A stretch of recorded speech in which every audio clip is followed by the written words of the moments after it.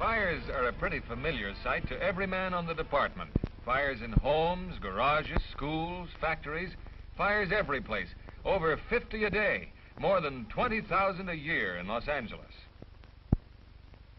Sure, we extinguish them and do a darn good job. We're a Class 1 fire department, one of the best in the nation. Few can question our efficiency. But what about the cause? How do they start? Do you make an effort to find out? You should. It's an important part of your job.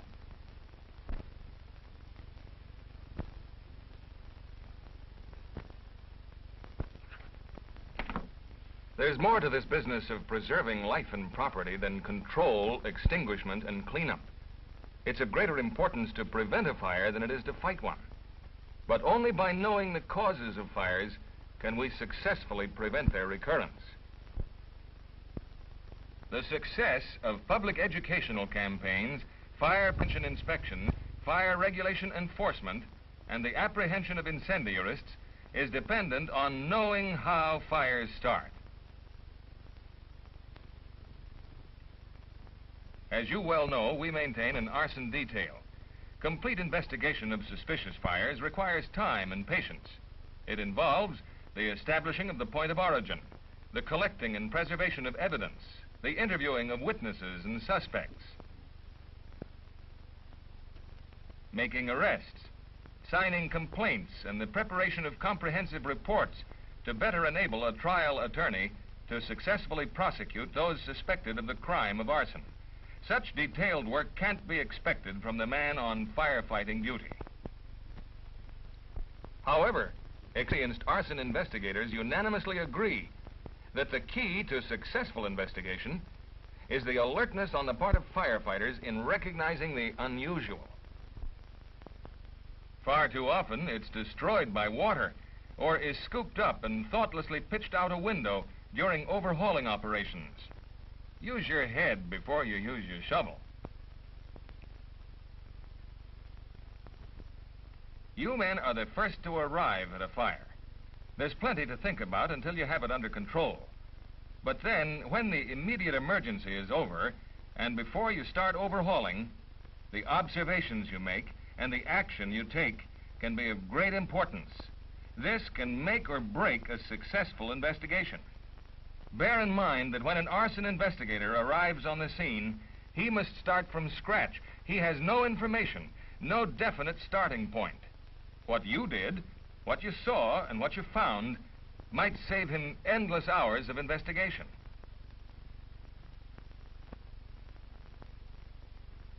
Most fires start from natural causes, causes that are pretty obvious even before fire occurs.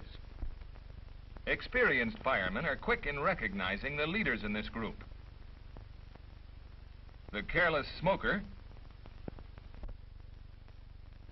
illegal burning, incinerators, heaters and stoves, electricity, and children with matches.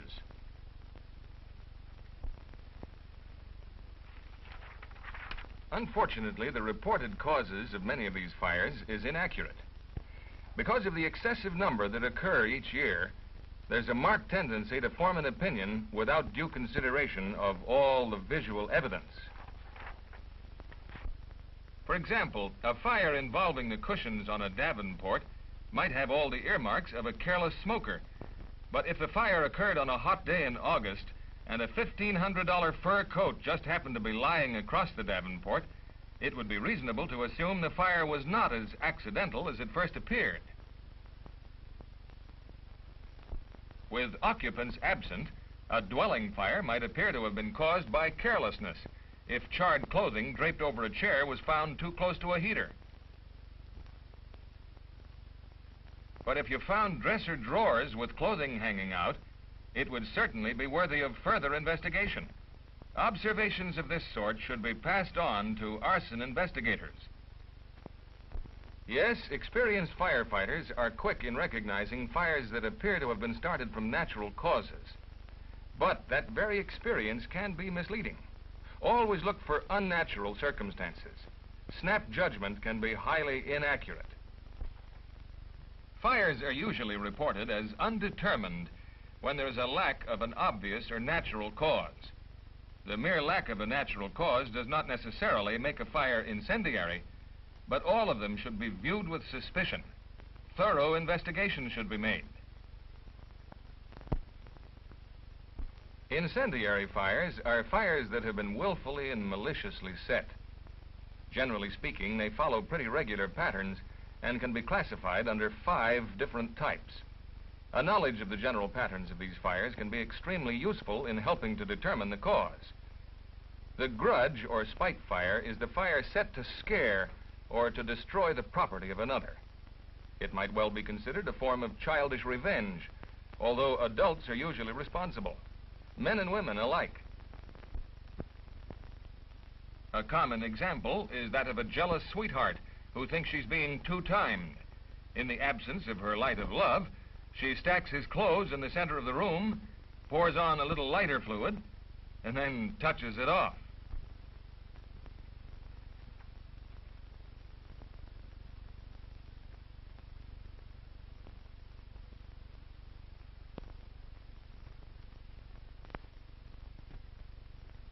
Grudge or spite fires are the most dangerous. Obviously, such fires are set with the intent to create as much destruction as possible. Fortunately, they're in the minority.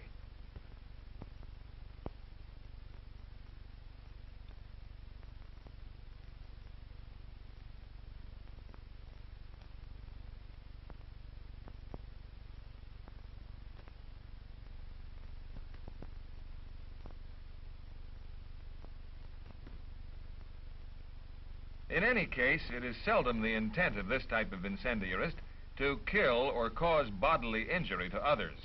A good scare, a sort of "you'd better be careful in the future" attitude is what they have in mind.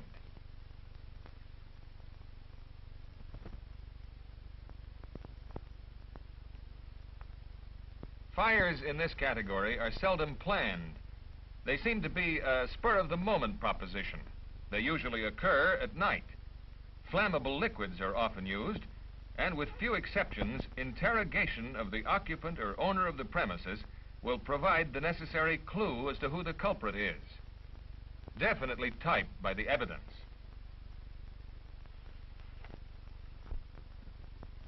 The fire for profit, or the insurance fire as it's more commonly called, is a little bit more ingenious.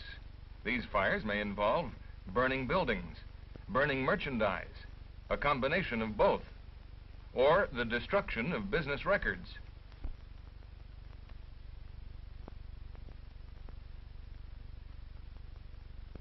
Elaborate igniting devices are sometimes used.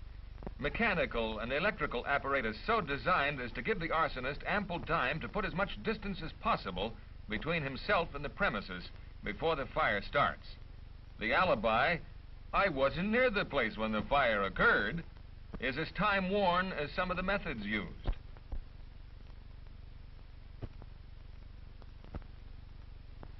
Candles are common igniters, often used in combination with trails leading from one room to another. Trails that sometimes end in wooden tubs of gasoline from which the metal hoops have been removed. Such tubs are tied with string that burns through quickly. As the tub gives way, the flaming gas spreads rapidly and burns with great intensity.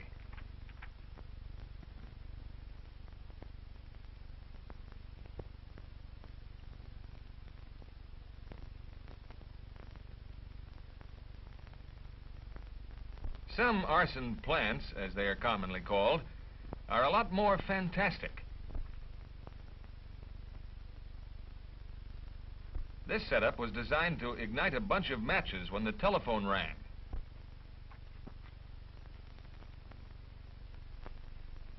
It worked, too, but the evidence was left behind.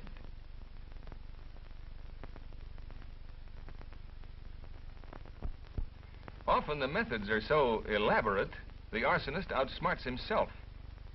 The absence of a natural cause, too rapid spread, too intensifier for the location and the materials burning, are reasons enough to be suspicious. Interrogation of suspects and witnesses by arson investigators usually establishes the motive, which is selling the mortgage or personal property to the insurance company. In business establishments, obsolete machinery, expired leases, and unsaleable merchandise are more often than not the motive for insurance fires. Fires set to cover another crime, such as murder or burglary, are not too frequent. However, there are incidents on record where discovery of the motive behind this type of fire has led to the apprehension and conviction of the arsonist.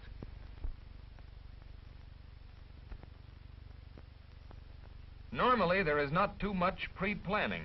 A crime of violence committed without premeditation might well leave the perpetrator conscience-stricken and highly fearful of the consequences.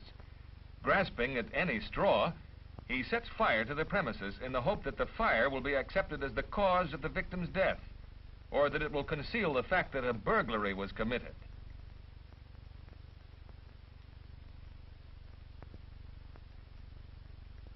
At fires where fatalities have occurred, it is well to check carefully for the cause of fire. Once again, lack of an obvious or natural cause calls for more intensive investigation.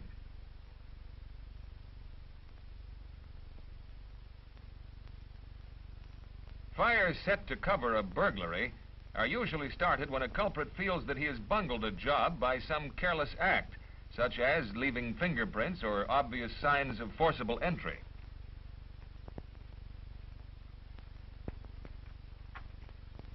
Motive often helps in determining cause.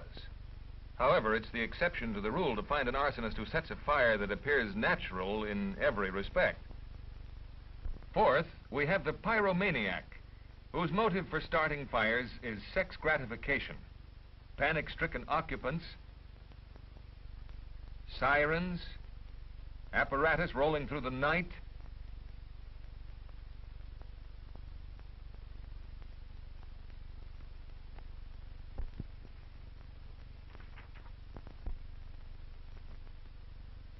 firemen in action.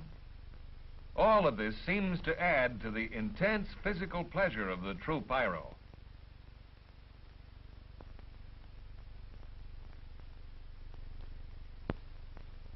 The fires they start and the milling crowds of people provide the necessary excitement.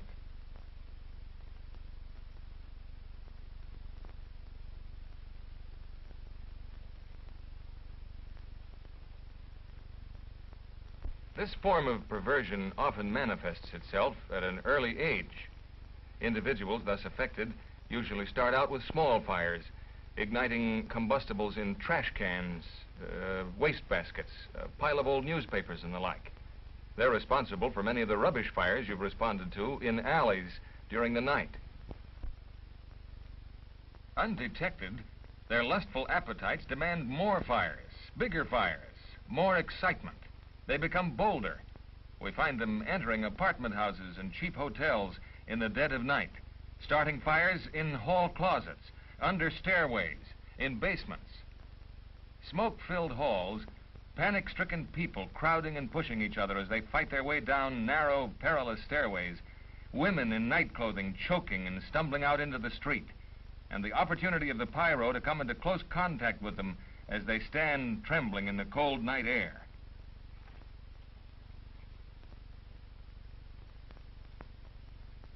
As they grow older, their activities become exceedingly dangerous. An obsession to inflict serious burns, even death, have caused them to set fire to the bedclothing of a sleeping person, in some instances to resort to forcible entry to accomplish this purpose.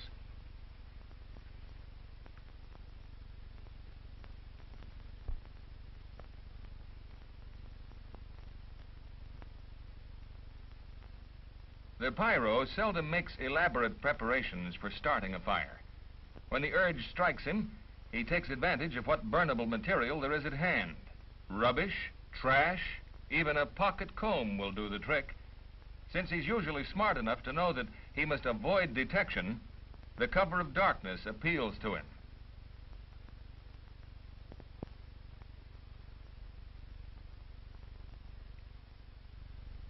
When a series of fires keep occurring at night from undetermined or unnatural causes, it is generally a tip-off that a pyro is at work. This is particularly true where such fires are concentrated within a company's first-in district. The vanity pyromaniac differs from the true pyro in that his motive for setting fires is for mental rather than physical satisfaction. It is seldom his intent to let a fire reach such proportions that he can't extinguish it himself. A classic example of this type of individual is the night watchman who sets a fire, calls the fire department, notifies the boss, then proceeds to extinguish the fire before the arrival of the fire department.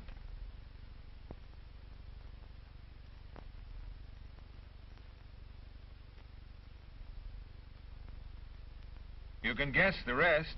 He becomes a hero, the alert watchman on his toes, best interests of the organization at heart. A pat on the back from the fire department, maybe a raise in pay, at least commendation from management, and the plaudits of other plant employees. Salespeople have been guilty of this same approach to hero worship, even during working hours. They discover and extinguish a fire in a trash can or a wastebasket, a fire they themselves were guilty of starting. One vanity pyro who specialized in big fires confessed that as he stood among the bystanders watching the firemen at work, he derived great mental satisfaction in the thought that among the scores of people and firemen present, only he really knew how the fire actually started. Arson is a crime, just as much of a crime as robbery or murder. The person who willfully and maliciously sets a fire, regardless of his motive, displays a total disregard for the property and lives of others. Arsonists are criminals. As such, it almost goes without saying that every effort must be made to apprehend them and to put them where they can do no further harm, behind bars. There's little satisfaction in extinguishing an incendiary fire when you know that the maniac who started it is probably planning another. Your job, our job, the job of every man on the department is not complete until such a person is apprehended. Where do you fit in? How can you help? That's easy. Remember first, last, and always that you, as a firefighter, are the first to arrive on the scene. You are the first to observe actual conditions. Be alert. Look for the unusual, developing an inquiring mind. This doesn't mean you're to conduct an intensive investigation. Carry on with your regular work, but keep your eyes and ears open. Be a little concerned about how the fire started. Before overhauling, look around.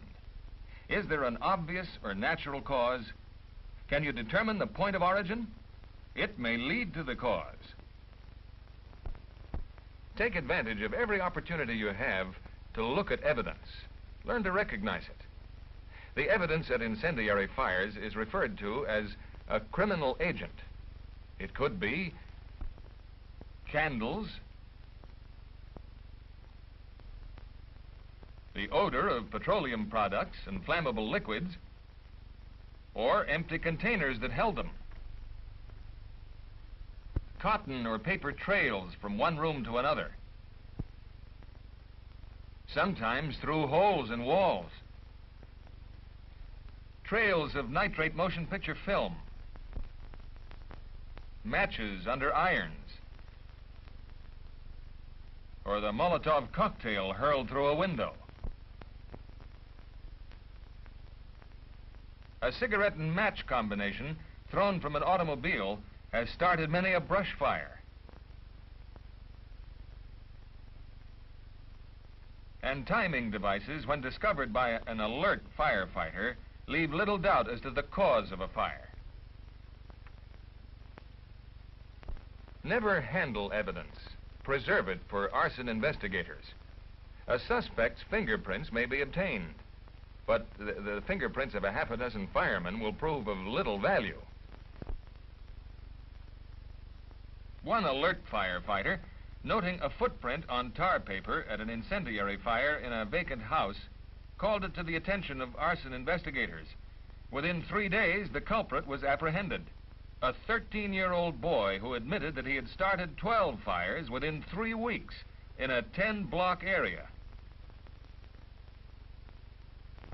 Always try to obtain the names and addresses of people who offer information. Arson investigators may want to talk to them. One enthusiastic firefighter really thought he had something when he was telling investigators about a gray-haired woman in a house dress who had told him she had seen a man run from the scene of a fire to a car just before the fire department arrived. She had described the car, even taken the license number. But the fireman? No, he didn't know what the license number was, nor the name of the woman who had seen it. The fire was incendiary. The culprit was apprehended. But not until the investigators had spent the better part of the night locating the woman who had seen him drive away. Try to detain suspicious persons until arson investigators arrive. Failure to do this has been responsible for many an arsonist walking away from a fire unmolested, chuckling at the seeming stupidity of firemen in general.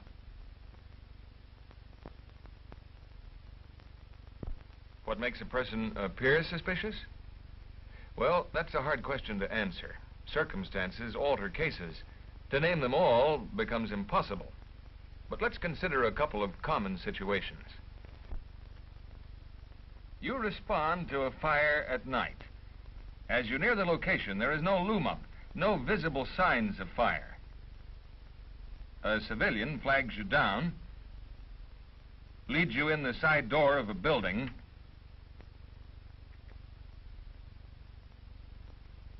down a rear stairway, through a hall, and to a closet in a rather remote location. If this happened to you, it might be well to ask yourself, how come? How come this fellow knew so much about the fire? Does he work here?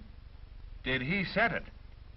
It would certainly pay to be suspicious, and you can rest assured an arson investigator would like to talk to him, particularly so if the cause of the fire could not be readily determined.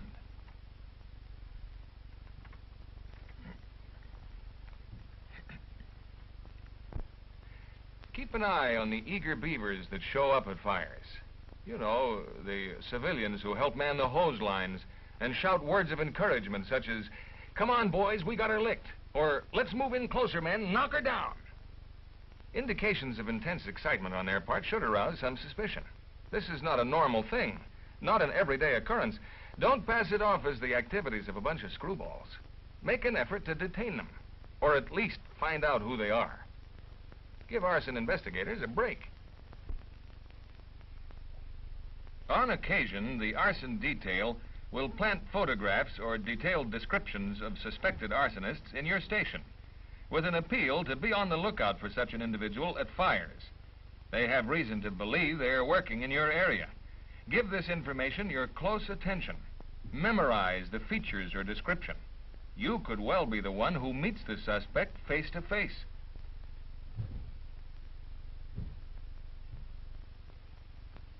When you're detailed to participate in stakeouts, make sure you thoroughly understand just what is expected of you, what you're to do, and especially what not to do. Follow instructions to the letter. Give the arson investigators a little credit for knowing what they're doing. Above all, remember that a stakeout can only be successful if a reasonable degree of secrecy is maintained. It becomes valueless and certainly is a waste of manpower, time, and effort if a suspect is constantly aware of your activities. Being selected to help arson investigators on a stakeout may provide an interesting break in your daily fire duty routine. Interesting enough to pass along to the wife at breakfast the next morning. But when the missus passes this information on to the butcher, the grocer, or the next-door neighbor, and they in turn pass on to their friends the story that good old Joe, the fireman who lives down the street, is now a detective tracking down the suspect who has been setting all the fires in the neighborhood, well, the harm's done. As far as the stakeout is concerned, it'll have about as much value as driving around the neighborhood with red lights on and sirens screaming. Information can be harmful if you're putting it out. Extremely helpful if you're getting it. Too much talk is bad medicine. The day following a fire, a civilian dropped into one of our stations and engaged one of the firemen in conversation. He discussed the fire, said he had watched it burn, and was curious to know how it started. The fireman, a talkative lad, pointed out that faulty wiring was the offender. He was most emphatic and kept insisting the fire could not possibly have started any other way. Arson investigators came up with a different cause. The fire was incendiary. The suspected arsonist was brought to trial. Who was he? You guessed it. The civilian who had obtained such a nice, detailed report from the fireman. The attorney for the defendant had a field day playing fireman against investigator. A case that might otherwise have ended in a successful conviction was thrown out of court. Why? Too much loose talk. There's nothing wrong with talking to people, but make sure you're getting information, not giving it. Restrict your remarks about what you know, what you saw, what you did, to your superior officers and arson investigators. And bear in mind that when you're called into court to testify, the court will not be interested in your personal opinions. They will want to know specifically what you saw, what you did, what you heard. Facts, just plain facts. No attorney will ever get you out on a limb if you make it a point to know the facts and limit your remarks to those facts. Many of the situations I've been discussing are the unusual, the exceptions, not the type of suspicious circumstances that you're likely to observe or encounter very frequently. They've been passed on to you simply as background information to help point out that the real causes of undetermined fires can be established if you know what to look for. Presuming we have a fire knocked down, have taken a little look around, and failed to find an obvious or natural cause, what then? What are we looking for? Suspicious circumstances? Certainly, suspicious circumstances and any visible evidence that may lend some proof as to the cause of the fire.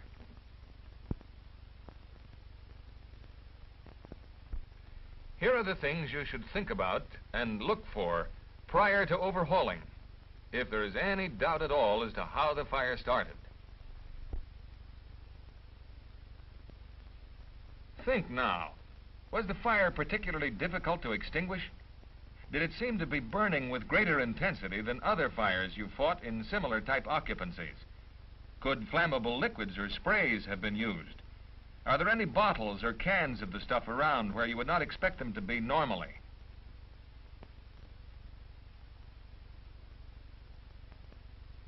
Was there evidence of separate fires on the same premises?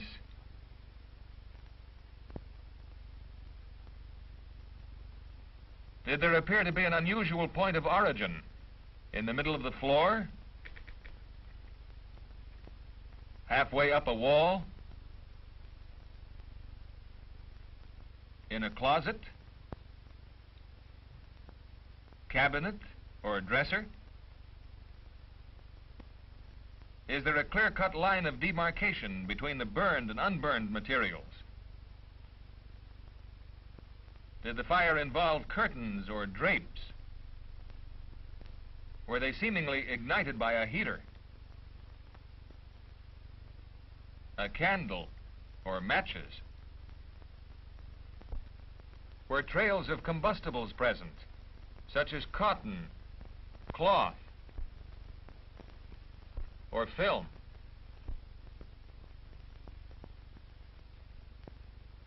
Was an electric iron or other portable electric appliance the possible cause?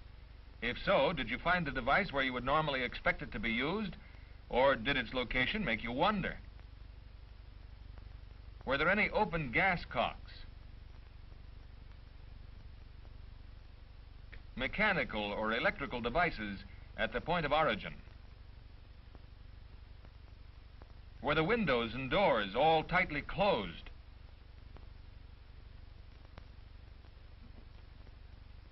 Were the shades pinned down? Were there any signs of forcible entry that could have been made prior to your arrival? Had the cash register, cash box, desk drawers, or safe been rifled? Did merchandise appear to be missing from shelves or sales racks? Did you have trouble connecting to the hydrant? Threads have been burned by incendiarists to delay extinguishment. The first rubbish, trash can, or garage fire you respond to down some dark alley, particularly when you can't determine the cause, might be accidental, or the mischievous prank of some juvenile. But two or more of these fires, occurring reasonably close to each other over a short space of time, can certainly be taken as an indication that a pyro is on the loose. Be suspicious of the bystander who doesn't act normal, or who seems overly eager to lend his support, physically or informationally. Pay particular attention to a familiar face that keeps appearing among the bystanders at fires. Little things may seem inconsequential to you. Maybe you don't have a suspicious nature. Maybe you can't see just where they would have any particular bearing on determining the cause of a fire. Nevertheless, the rather common suspicious circumstances you've just seen examples of are highly important to the arson investigator. Guard them carefully until he arrives. They give him a lead, a starting point, a springboard from which he can plunge into an investigation from the right direction. It's the little things, bits of evidence, the unusual circumstances that don't go hand in hand with normal conditions that mean so much. They spell the difference between success and failure, between knowing how a fire actually started or having to admit we weren't quite sharp enough or interested enough to find out. Every fire has a cause, and every cause can be determined, but only through the cooperation of every firefighter on the department. The key to success is in your hands. Why not use it?